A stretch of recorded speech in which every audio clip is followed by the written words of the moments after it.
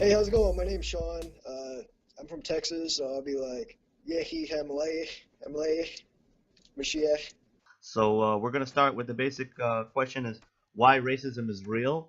And the reason I ask that kind of a question is because if it wouldn't be real, it would have gone away quicker. Kind of the claim that whites don't behave properly to the blacks or vice versa on a day-to-day basis because of the skin color is not a real concern in the United States as of now because Martin Luther King Jr.'s protests many years ago did yield results, and black people have the right to vote. The same thing is with um, uh, women have the right to vote, and women have the rights that men have in the United States. And more, all in all, racism and as they call it, sexism, I think, is not a real issue. But the reason why the government keep promoting it and keep pushing it, and they have a passion, when you see someone has a passion, you say, in his eyes, it's true. So maybe even if I'm not coming from his place, but for him, it's a real pain, Uh, so the reason I say is that racism is real and the reason why most of us don't understand why it's being promoted is because 90% of the citizens don't really have this issue and never had the opportunity even to practice racism on a big scale. But governments have the Yeah, issue can and I ask a question real quick? Sorry. go ahead, go ahead. Talking about racism, a lot of people in the Gentile community, the Goyim community, are saying that, we're talking about racism, and the Jewish race, with Jewish ethnicity, culture, says that you're supposed to separate yourselves from the Gentiles. In a way, that technically is segregation, right? Yes. And wouldn't that be racism in a way, or how do you guys go about that? How do you Okay, guys so explain that? when I refer to racism here, I'm talking about racism in a way that will affect others negatively. Um, for example, I have a business opportunity and I have three people in front of me. One's a Jew, one's a Christian, one's a Muslim. So if I'm Jewish, so I'm gonna pick the Jew first, and it could be that that would technically be called racism, but I would call that understandable racism because I'm Jewish and I'm picking the Jew. For the same price, if it would have been a Muslim, he would have picked the Muslim first. And if it would have been a Christian, he would have picked the Christian first. That's not so much racism as much as it is preference of mentality, you know? The blanket that I'm having makes me look like a Durga Durga Muhammad Jihad. Nah, you're good, Like you're good. We know, if for that, those who don't know, Xuan Li is all over the place, works around the clock to make the world a greater place by serving knishes to poor passengers on their long flights. I He, serve gefilte fish to the kosher people. yes, he And, serves and protects all the people on planes. He's a flight attendant of the American Airlines.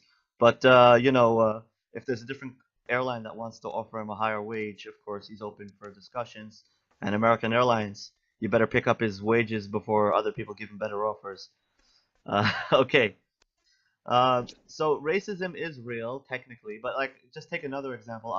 In the Bible, there's Amalek, which it says the Jews have to kill Amalek, but that's also an example of protection, of self-protection, because Amalek attacked the Jewish people in the desert for no apparent reason, without being provoked at all, and have continued to throughout history, like in the time of Haman, to push that agenda of just destroying the Jews just because, not so much um, out of a technical, real reason. So if someone's defending his house and he shoots a black person that's robbing from his house, that wouldn't be racism.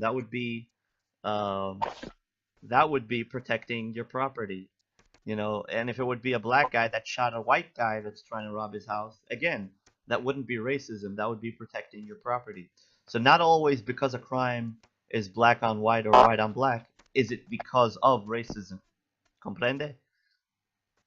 And you're looking beautiful. yeah. Speaking of cops, though, in my experience,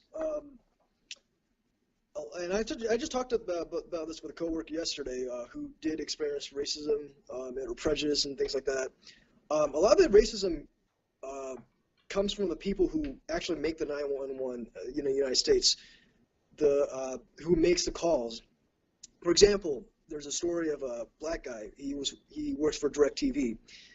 He's wearing this like red polo shirt that says Direct. Oh, I did that. I thought you did that. Never mind. Anyway, go ahead, go ahead. Oh my. Uh, uh, okay. He's wearing this DirecTV shirt, right? It says Yeah. DirecTV on. And he's going in this house and doing his job. Like he's gonna check the meters or whatever he checks, when it comes to the the, You know how to turn it off, right? uh, You seem to be enjoying yourself. Go ahead. sorry, I'm trying to make this. Interesting. Anyways, so the neighbors call the cops and saying that there's like a black guy, trying to, I don't know, like rob a house, like suspicious looking black guy or something. Oh, actually, speaking of race, and the cops get called, and usually cops are like, in my experience, my observations are like the nice people. They're like, oh hey, look, I'm in the Moshiach Shlita. Oh my God. Anyways, the cops come over and like the nice guys, because they've seen a lot of stuff, and it's the people that get scared and they overreact, you know. Like, okay, for me, for example, I came out of Shabbat dinner one time. I kid you not. I thought I was sitting in the driveway and I was putting things in my GPS, maybe go on Facebook a little bit. I mean, I know Orthodox people don't really go on Facebook, but I don't know, I did some stuff on my phone, and all of a sudden this like guy. At first, I didn't realize he was drunk, but he came over and he was like, "Hey, you look suspicious. What are you doing here?" And at first, he was like, "Who do you know here?" And I was like, I was gonna tell him, I just came out of the Shabbat dinner, but I guess I didn't know who he is, so I didn't tell him anything. But I did say, I was at the Shabbat dinner, and the word Shabbat didn't really ring a bell to him, so I figured that, maybe he's not Jewish. Eventually, I found out he's German, so I was like, "Sprechen Sie Deutsch?" Yeah, I'm part German and everything. I'm gonna call the cops. And he called the cops. He called 911. I saw it on his phone. But the one when they're talking to him, he was like, he was just like, I don't know, he was not responding. Eventually, you know, I forgot exactly what I said. I said something to him, but eventually made him laugh. And he was like, "Hey, you gotta get away. You gotta get out of here because I already called the cops and everything. Okay, the police will be here in like two minutes." I'm like, I could just drive away right now. Like, who's gonna? I don't know. But then I realized he was drunk, so I was like, with drunk people, I realized that they don't.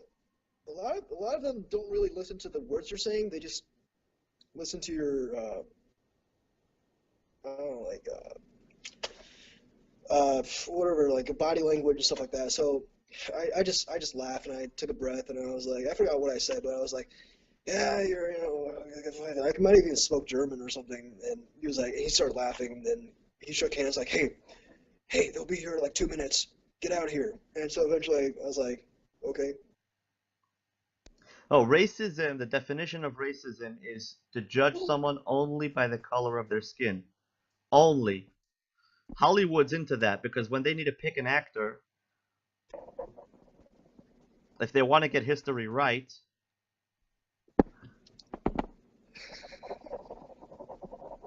Oh, sorry, go ahead. Okay, okay. I think that the government is practicing racism, and that's the issue that we have. And the government wants us to tell them how they should help with the racism issue.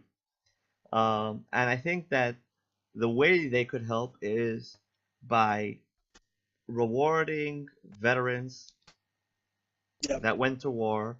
That's number yeah, one, because the war is what they're practically complaining about.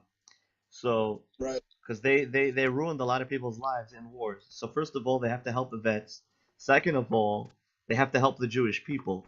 That means the governments have to support Israel. They have to support the people of Israel. They have to support Jews that are trying to move to Israel or let's say American Jews that move to Israel, they should help them with housing, and the American government should give compensation, um, not like compensation, more like help Jewish people migrating to Israel, like myself.